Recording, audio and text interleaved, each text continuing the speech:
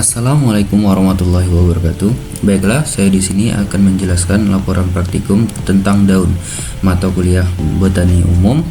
Nama Peggy Haryanto dengan NIM 2403002.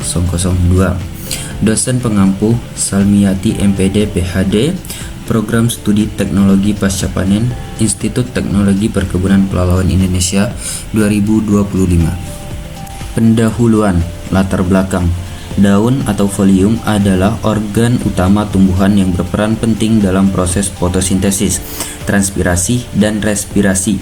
Struktur morfologi daun seperti bentuk helaian, tepi, ujung, pertulangan, dan susunannya pada batang menunjukkan adaptasi terhadap berbagai kondisi lingkungan. Melalui praktikum ini, mahasiswa dapat mempelajari variasi morfologi daun untuk memahami bagaimana tumbuhan beradaptasi terhadap lingkungannya dan sebagai dasar untuk identifikasi spesies tumbuhan. Wiryanta 2013. Selain morfologi, anatomi daun juga memiliki peran penting khususnya dalam mengoptimalkan proses fisiologis tumbuhan. Jaringan-jaringan seperti epidermis, mesofil, dan stomata memperlihatkan variasi struktur sesuai dengan habitat tempat tumbuhan hidup. Melalui pengamatan anatomi daun, mahasiswa dapat memahami hubungan antara struktur jaringan dan fungsi fisiologis yang menunjang kelangsungan hidup tumbuhan dalam berbagai kondisi lingkungan. Sari dan Hartati 2018.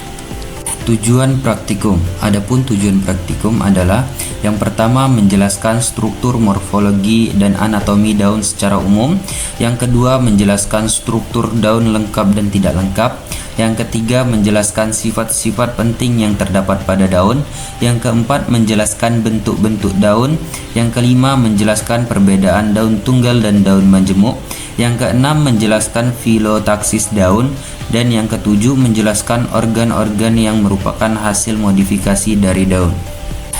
Metode penelitian. Alat-alat yang digunakan pada saat praktikum adalah yang pertama mikroskop, yang kedua gelas beker, yang ketiga spatula, yang keempat pipet tetes, yang kelima tisu, yang keenam kaca preparat dan penutupnya, yang ketujuh alat tulis, dan yang kedelapan pisau silet. Bahan. Adapun bahan-bahan yang digunakan pada saat praktikum adalah yang pertama daun nangka, yang kedua daun akasia, yang ketiga daun kembang sepatu, yang keempat daun putri malu, yang kelima daun serai, dan yang keenam daun talas. Cara kerja. Yang pertama, sebelum melakukan praktikum, siapkanlah mikroskop cahaya dan beraihkan sehingga mikroskop siap untuk mengamati. Yang kedua, bersihkanlah kaca benda dan teteskan air di atasnya. Yang ketiga, bagilah tugas pembuatan preparat pada semua anggota kelompok. Berikan kode pada setiap kaca benda. Yang keempat, buatlah irisan tipis pada belakang daun putri malu. Jika sudah, letakkan irisan di kaca preparat dan ditutup dengan penutupnya. Lalu letakkan sampel pada mikroskop. Yang kelima, amatilah sampel tersebut menggunakan mikroskop. Jika sudah dapat hasilnya, lalu fotolah hasil tersebut lalu gambar pada kertas HVS.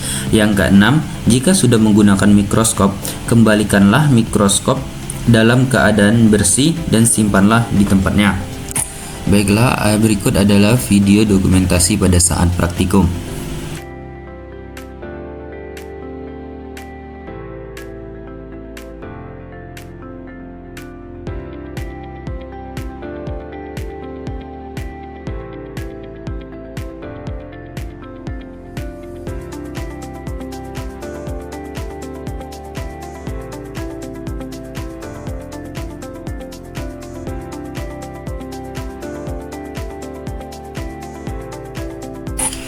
Hasil praktikum.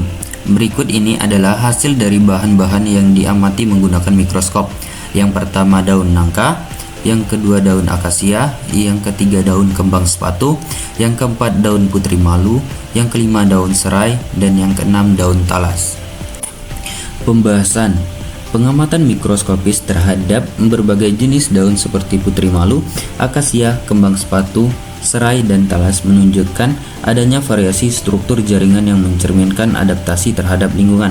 Daun putri malu Mimosa pidoka memiliki trikoma dan sel pulvinus yang memungkinkan daun menutup saat disentuh sebagai bentuk perlindungan diri. Hidayat dan Kartini 2019. Daun akasia spp menunjukkan kutikula yang tebal dan jaringan palisade yang rapat, ciri khas tumbuhan yang beradaptasi di daerah kering. Sutisna 2018. Daun kembang sepatu Hibiscus rosa sinensis memiliki jaringan palisade yang spons yang berkembang baik serta stomata bertipe anomositik yang umum ditemukan pada daun tumbuhan dikotil. Marwoto 2020. Daun serai Kimbophogon citratus memperlihatkan struktur khas monokotil seperti sel silika dan ruang minyak atsiri yang berperan penting dalam pertahanan dan produksi senyawa aromatik. Nur Hidayati 2017. Sementara itu, daun talas Colocasia esculenta memiliki jaringan spons dominan dan banyak sel lendir yang merupakan adaptasi terhadap lingkungan lembab.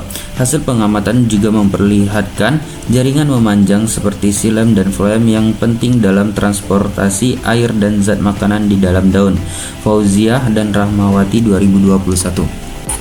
Kesimpulan, praktikum ini bertujuan untuk memberikan pemahaman menyeluruh mengenai struktur, morfologi, dan anatomi daun. Mahasiswa diharapkan mampu mengenali bagian-bagian daun baik yang lengkap maupun tidak lengkap, memahami sifat-sifat yang penting dimiliki daun, serta mengenali berbagai bentuk tipe dan susunan daun filotaksis. Selain itu, praktikum ini juga membahas perbedaan antara daun tunggal dan daun majemuk, serta mempelajari organ-organ tumbuhan yang merupakan hasil modifikasi dari daun.